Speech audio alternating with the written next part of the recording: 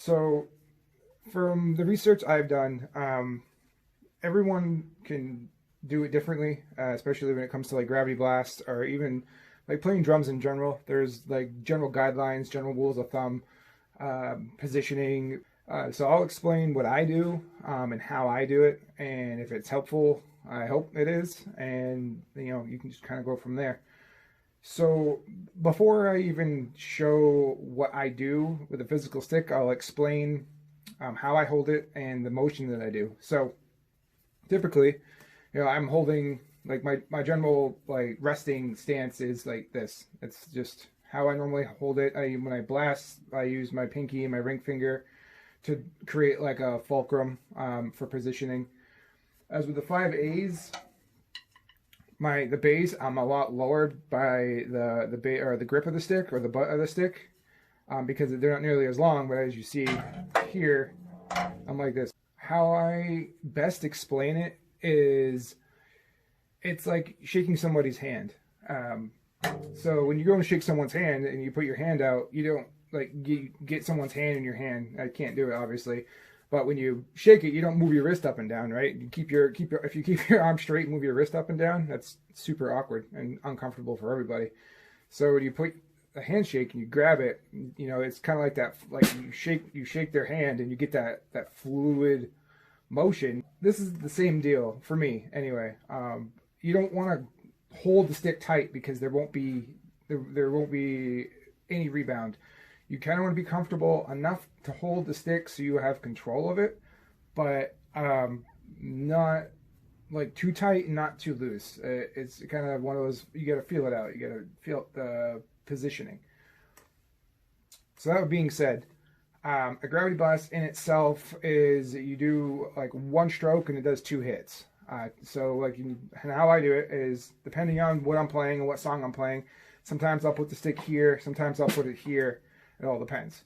But essentially, you want to hold it like normal, and then you want to line it up with the rim or the loop of your drum.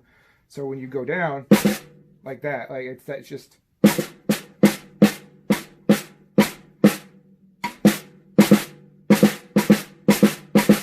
And you can. I'm trying to slow it down because I immediately want to just go for it. So I'm just trying to explain it the best I can with that. Some people will rest their stick on the loop, and like I can't do it that way, and they somehow do it. I literally kind of rim shot it like that, and it goes. And yeah, I mean that's essentially how I do it. If you know if you can see it, but you'll see the dents from the stick from when I do it. So yeah, I'll start off slow and then I'll gradually build up speed. So it's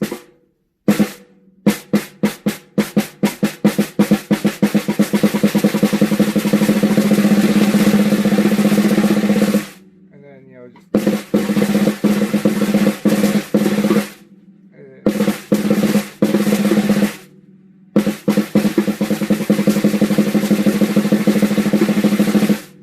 often, like I said, it all depends. If I'm in the middle of, like if I go from like a rudiment roll or like chops right into it, I tend to kick my elbow up higher and then kind of get a good grip.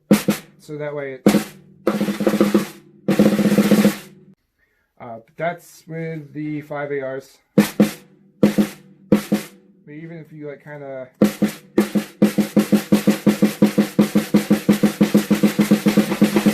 my best recommendation, because it's really awkward, is literally just take your stick and just do that. See if you can like find a spot where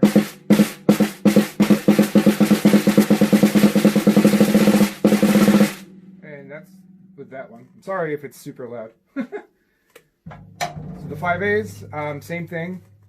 With these though, with the 5As in general, I feel like I have a lot less room to work with because for me to get that position, I'm higher up on the stick. So my hand naturally like moves up and then comes up here, as opposed to when I play, it's down here. So it'll move up and then see, like you have, for me anyway, there's less stick than hold on, see if I can keep that here. So you keep that. Yeah, so like in comparison, Like that's how much more length I have with the ARs as opposed to the 5As. So for me, that was what gives me a lot more control. And then with the 5As, it's kind of like a tighter pocket for me to hold it. And it's easier for me to lose control and kind of just get real sloppy with it with the 5As compared to the 5ARs. So I'll do it. I'll try to do it slow. I know with the phone I'm recording on, it's not really that good. Here we go. Oops.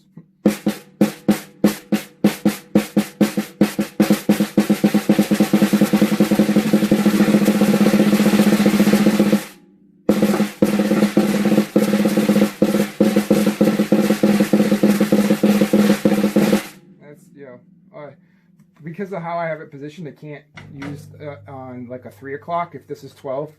So I usually go for like the 5. A lot of drummers will go right to like 6, which I don't have position because I'll hit myself in places I don't want to be hit on, or like I can't. It's awkward. I always like to keep my elbows squared. So yeah, hopefully that's helpful. I think that's everything. If there's anything else that I can make clearer, let me know. If there's anything that you want to know more of, just message me on Facebook or comment on the Facebook video or Instagram. I'll put this on YouTube as well. That way you can go back to it, which I'll post a link on my Facebook. And yeah, again, anything else you want to see or anything else I can possibly help with, let me know.